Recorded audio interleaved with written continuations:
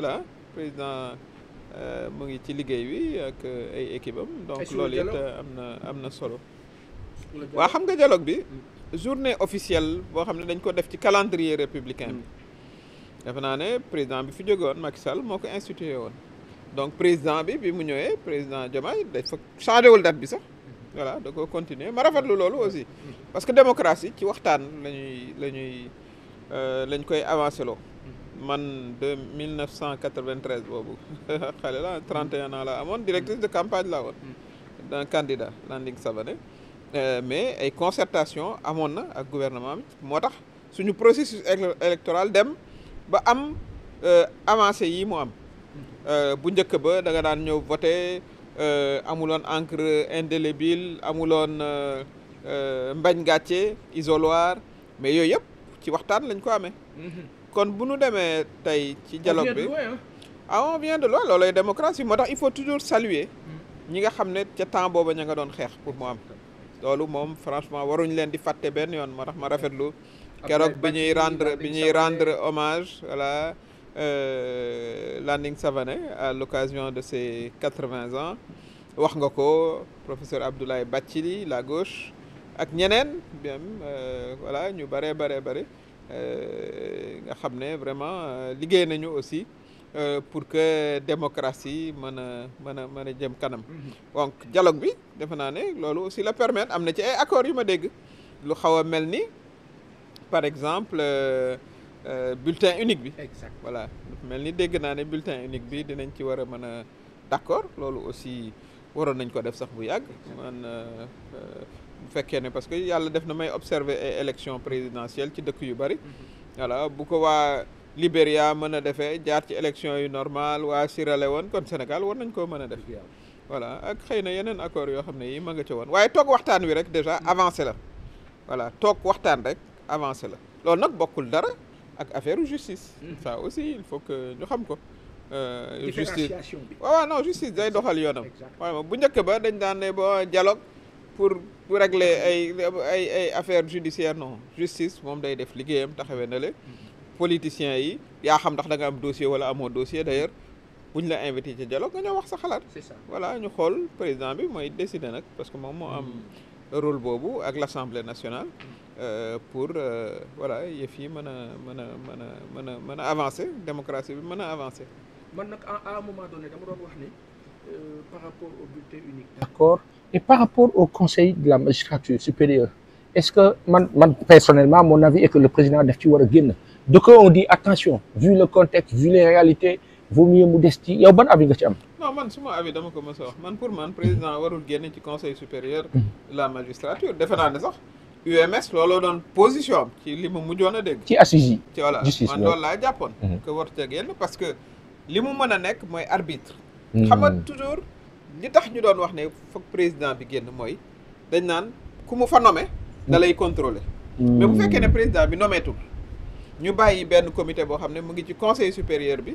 ñoom ñooy xool réglementation bi ku ko yelloo am mérite bi ñu jox la sa avancement ni ko texte yi prévoir président moom la cay doon rôle am mooy bu ñu ko indilee liste bi mu woo conseiller am ne ko seetal ma ndax ñii ñëpp remplir nañu critères yi voilà ku ci remplirul critère bi mu delloowaat comité ne non kii remplirul critère waaye bu ñu rempliree ñoom ñëpp critères yi mu signé xam nga du ci xàmmee Pape Assane du ci xàmmee Mimi Touré mais day jàpp ne yëf yi jaar na ci yoon donc moom contrôle de légalité bi ak décision signature bi moo koy yor mais dana toog ca conseil ba quand même comme arbitre parce que nag aussi waruñoo nekk ci république boo xam ne juge yi ñooy décider man jàpp ok c'est une façon de sécuriser davantage c'est ça man loolu laa jàpp ne qu'il faut quand même quelqu'un qui soit en dessus du jeu parce que acteurs yi aussi bon Sénégal lañ nekk kenn voilà il faut que ku bokkul ci ñoom féete leen kaw voilà pour gën a mën a superviser man noonu laa ko jàppee selon la réalité voilà selon la réalité mais def naa ne li nit ñi di ragal toujours mooy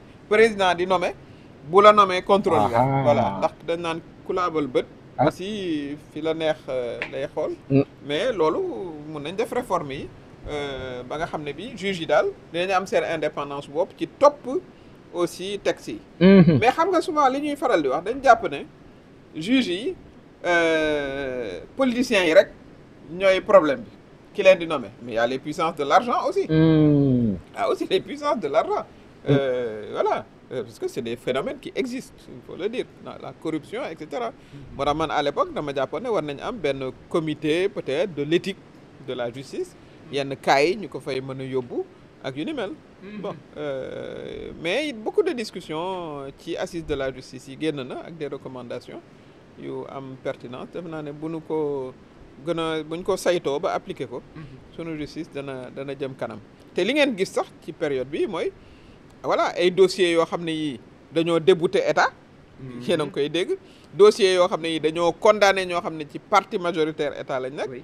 Voilà ak dossiers yoo xam ne yi aussi ñi nga xam ne dañ leen di topp ñu condamné leen wala ñu téye leen mais loolooy justice bi man dama jàpp ne c'est une avancée bu am solo kon loolu it nañu ci bàyyi xel bu baax. kon ça veut dire que kon maanaam dëkk bi ni moo doxee c'est selon le régime wala qui incarne régime. non dëkk bi ni mu war a doxee mooy selon les textes. Oui. Selon la constitution. Oui. Selon les lois et selon les règlements ñi nga xam ne nag ñoo war a veiller à ce que ñu appliquer les textes les lois et les règlements mooy président de la République c'est le gardien moo tax ñu tuddee ko gardien de la constitution moom dafa war a fexe ba constitution bi kenn du ci am loo ciy def lu méngoowul ak lañ ca bind. D'accord même Assemblée nationale am na rôle le contrôle de li ñuy def donc loolu la ñi nga xam ne moom la ñu fal ñoom seen rôle mooy fexe ba texte yi ni ñu ko bindee mooy loi bi mooy constitution bi loi bi règlement bi méngoo ak yoon loolay seen yoon leen naa nag naña ca biir institution yooyu muy ay juge ak i procureur ak yu ni mel ñu bàyyi leen ñu def seen liggéey loolu mooy li nga xam ne moom laa jàpp ne le réew di doxe et il y avait un besoin quand même pour que Sénégalais yi juboowaat ak seen justice parce que li fi jot a am moom vraiment doyoon na waar lool ba kenn gëmatuloon affaire justice kon léegi ñu ngi ci dellu si waat loolu dañ cee war a sant yàlla bu baax a baax gën a dëgëral suñu justice bi parce que réew ñëpp danoo war a tënku ci justice bi parce que bu amutee rek mooy am nit ñi beddeeku ñii di rébellion ñii di nangam yooyu baaxut ci réew sant yàlla mais aujourd'hui bu ñu waxee contextualisation 1 an 6 mois de régime avec tout ce qui li nga def yëpp comme évaluation sur le plan économique c'est hyper on va dire délétère difficile pour les masses sénégalaises ban avis nga ci am. waaw mais li ma ci gis mooy d'abord Sénégal àddina bi ci boppam moo metti booy xool inflation bi maanaam njëg yu yokk yi daanaka fu nekk la. voilà man ma demee ci temps yële États-Unis dama waar woon ci hausse des prix. voilà ñiy tukki ñëpp xam nañ ne foo dem njëg yi dañoo yokk bu baax a baax rawatina nag suñu dëkk yi nga xam ne ñun lu bari dañ koy jéegaane di ko indi. voilà moo tax buñ naan par exemple autosuffisance alimentaire lii ay tax voilà mën a bay li ñuy dundee mën a dundee li ñuy bay loolu nag doo yeewu rek mën koo def ci 3-4 mois voilà da nga ciy am planification fexe ba jëli ressources yi ak yooyu indi donc c'est pas facile mais quand même je pense que dëkk baa ngi dox parce que ba tey ñu ngi fii gis ay avancées ak le passif aussi passif mooy la nga xam ne moom la régime bu bees bi fekk ñu naan la 4000 milliards yoo xam ne gisuñu ko woon. yaa koy taxawal waaw léegi foofu dama la dégg yow mi nga xam ne nekkoon nga ak ñoom benn moment nga ne c'est impossible que en fait mu mel ni dafa amoon ñaari gouvernement parallèle. ah oui man li ma ci jot a dégg yëpp dama ci quand même.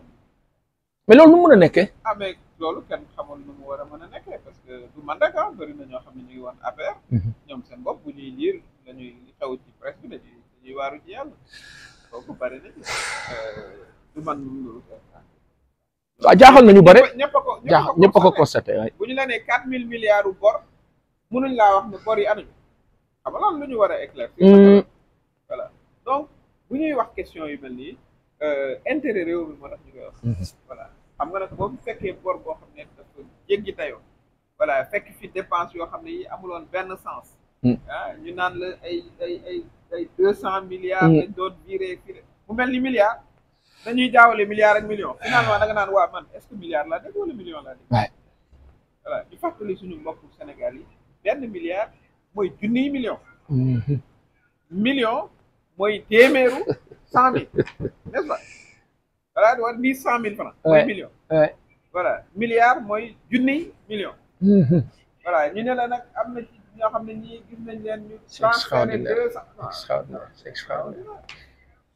loolu amul fenn. mais est-ce que yaakaaroon ni l'ancien. kenn musu ko waxtaanee ci bureau politique affaire. oui ba ma daan toog kenn musu ko waxtaanee ci conseil des ministres génnul ci commune. mais est-ce que yaakaaroon ni président bi fi nekkoon di Macky Sall ci est-ce que yow mi nga xam ne xam nga ko yaakaaroon ni à un moment donné dañ ko réeral wala dafa xamul woon li xew. ma defoon ne xam naa ko parce que ma la ne lii yëpp kay maa nga fa wante amul fenn fu ñu ko waxtaanee du loolu c'est quand même terrible. c'est-à-dire ci wàllu dafa mosu fi am d'ailleurs. ah ñoom de après nee nañu lu ñu falsifié la lu ñu monté la. ah waaw mais dégg nañu aussi la ca suñu partenaires yi wax. FMI FMI boppam reconnaître nañu ne vraiment gisuñu ko. donc xam nga héritage bi. li ma bëggoon a wax foofu li may wane foofu mooy héritage bi moo luur. donc président di wax jubbanti yu mel noonu la. parce que bu fekkee ne da ngaa yoroon ni bor ñu ne la ah déet am na 4 000 milliards bor yoo xam ne war nga koo fay te prévoir ko woon xam ne dina am loo xam ne di nga ko defaraat. c'est clair sa toogay voilà waaye war nañoo xam nag xaalis boobu aussi fan la dugg. donc noonu la demee muy une situation difficile. un héritage difficile. boo xam ne gouvernement ba nga koy gérer quand même parce que defe naa ne ñuy waxee ni bon le pays quand même fonctionne. Voilà et puis di xeex aussi pour njëg yi bañ a yokk aussi. loolu aussi am na solo. surtout ça voilà parce que loolu aussi yomb mais c'est pas facile ku ne c'est facile non mais ñun ñëpp ñooy def effort. ñun ñëpp ñoo war a def suñu effort national la war a doon. par exemple ñu nangu ne ku ne war ngaa fay impôt. par exemple man dama bokk ci ñuy jàpp ne voilà booy jaay gerte ci mbedd mi wala nga yor sa boutique wala yor sa atelier. tant que sénégalais nga war ngaa fay impôt ak lu mu tuuti ndax amul États-Unis amul ku fay dund. dafay yor impôt amul. est-ce que waruñu ko alléger nag ba nga xam ni ñëpp ay fay parce que diis na de. non alléger bi mooy xam nga boo yoree économie. comme boo xam ne ñu ne la bit entre 80 ba 85% informel la. mooy ñoo xam ne doo tàppi machine gouvernement bu fekkee ñu ne la loolu mooy 80% sa koom-koom. bi ñooñu bu ñu fayul impôt mooy 80% sa potentiel fiscal. récupéré woo ko. mais il faut que suñu mbokk sénégalais yi xam ne. impôt mooy tax nga mën a tabax école dispensaire. université tali parce que foofu rek lay jógee. waaw donc ki nga xam ne def na commerce am bénéfice am war na fay l'impôt. l'impôt moom dafa war a doon képp kuy sénégalais te def naa ne gouvernement maa ngi liggéey ci loolu. yow kay lii sa problème mooy su ma fayee impôt nag dañu fexe ba. xaalis ba ñu def ko. kay bay nga xam ne. ma kaa gis yittey Sénégal la. kay bay voilà loolu lay wax ci. voilà kon mais donc ñaar ñi ñooy moo tax bonne gouvernance am solo. moo tax li ma la doon wax ne bonne gouvernance c'est fondamental. parce que day tax citoyen bi am confiance envers ses institutions. exactement di ko jiite. day sawar a fay sax et cetera sawar a fay. voilà mais bi xëy na li nga xam ne war nañu ko mën a def mooy xool l'idée du cadastre fiscal. cadastre fiscal mooy nga ñëw fii ci sama koñ bi. voilà ñu def cartographie ñi liggéey fii yëpp. ku ne ñu utal li ñu naan QR code. voilà day am solo. bu ko defee yow bu fekkee ne voilà nga xam ne yow da ngay war a jënd mais defe naa ne ministère en charge du numérique. ñu ngi liggéey ci identité numérique. nga xam ne képp kuy sénégalais rek di nga am sa code. code boobu nag ci ngay fay impôt ci ngay dem dispensaire ñu fay la ci nangam loolu waroon nañ ko def ay at ci ginnaaw. donc yooyu yëpp liggéey yoo xam ne yi c'est en cours donc sénégalais yi aussi war nañ mën a am optimisme boobu. voilà donc mais la question fiscale elle est importante defe naa ne aussi am na liggéey boo xam ne mu ngi am ci wàllu industrie koom-koom. loolu am na solo.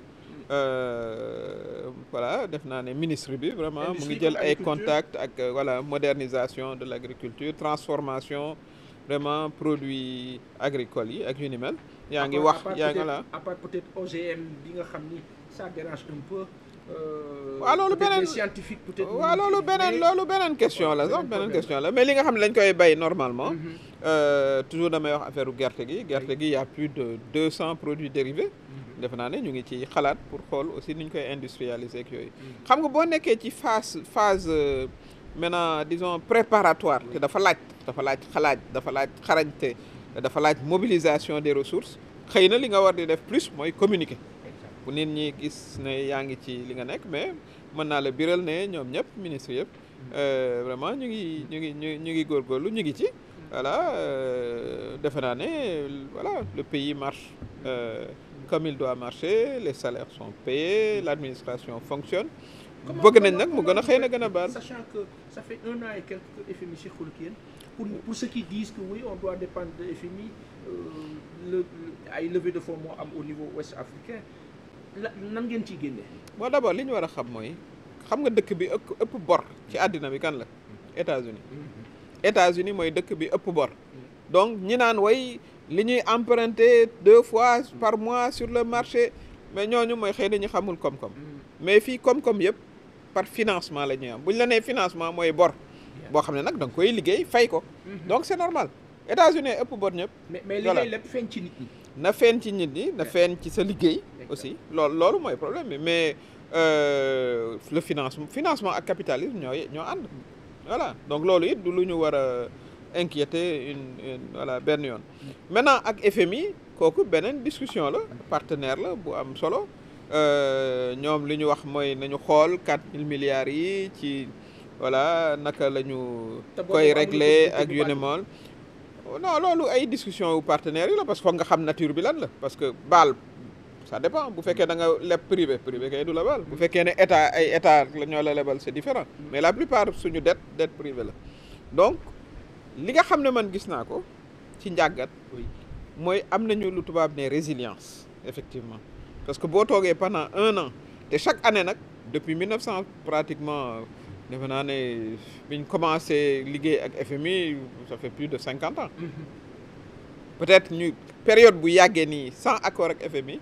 defe naa ne daanaka musul am dëkk bi di continuer dox li mu ñu wat mooy am nañu résilience mën nañoo cee génne suñu bopp parce que Afrique dafa war a génn ci cycle dépendance voilà bu ma tubaab yi joxul ma torox mentalité boobu foog mu jeex ñaareel bi nga xam ne man rafetlu naa ko mooy li ñuy lever ay fonds sur le marché sous-régional marché parce que ñun xaalis baa ngi fi mais il faut que ñu dem jëli suñu xaalisu bopp souvent dañuy bàyyi suñu xaalisu bopp sur le marché sous-régional dem ci ay banques privées allemandes européennes ak yu ni mel donc am na changement de mentalité boo xam ne bi ànd na aussi ak période bi donc bon buñ sañoon am accord ak ñëpp y compris le FMI mais terewul ñoo ngi fonctionner maintenant nag dinañu seet nu ñuy waxtaanee ak ñoom ak yooyu ba mën a am un accord donc man li ma gëm mooy réewu Afrique yi foog ñu jéem a compter ci seen bopp waaw boo bëggee compter ci sa bopp fekk nga nekkoon ci dépendance pendant presque 60 ans